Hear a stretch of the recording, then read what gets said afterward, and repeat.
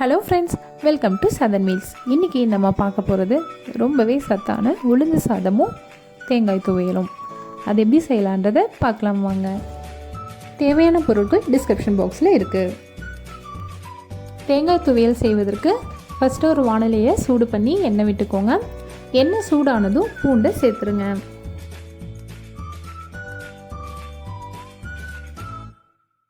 காரத்திற்கேற்ப வரமிளகாய் சேர்த்துக்கோங்க. 1 table spoon அளவுக்கு உளுத்தம் பருப்பு,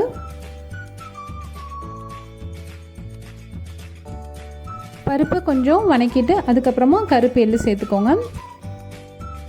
அடுத்து துருவிய தேங்காயை சேர்த்துக்கோங்க. சிறிது புளி, எல்லாத்தையும் நல்லா வணக்கிக்கோங்க. சூடு ஆறுனதும் கொஞ்சமாக பெருங்காயத்தூள், உப்பு, தண்ணீர் சேர்த்து துவையல் பக்குவத்துக்கு அரைச்சிருங்க. அடுத்ததாக நம்ம பார்க்க போகிறது உளுந்து சாதம். குக்கரில் எண்ணெய் விட்டுக்கோங்க. எண்ணெய் சூடானதும் கொஞ்சமாக வெந்தயம் சேர்த்துக்கோங்க.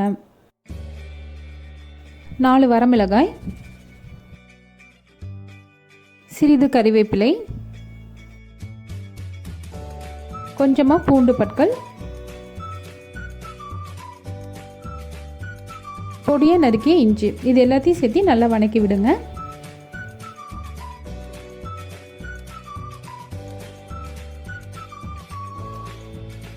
இஞ்சி பூண்டு நல்லா வணங்கின பிறகு ஊற வச்சிருக்கிற கருப்பு உளுந்தையும் அரிசியும் சேர்த்துக்கோங்க.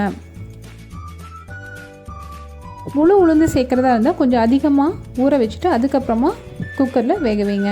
உடச்ச உளுந்தாக இருந்தால் சீக்கிரமாக வெந்துடும். தேவையான உப்பு சேர்த்துக்கோங்க.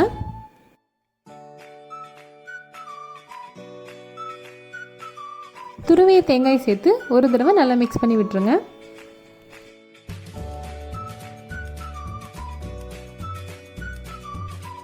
இப்போ க்ளோஸ் பண்ணிடுறேன். நான் ஒரு 6 விசில் வரைக்கும் விட்டு எடுக்கிறேன். இன்னும் கொஞ்சம் தண்ணி அதிகமாக விட்டு கஞ்சி பக்குவத்துக்குள்ளேயும் இதை செஞ்சுக்கலாம்.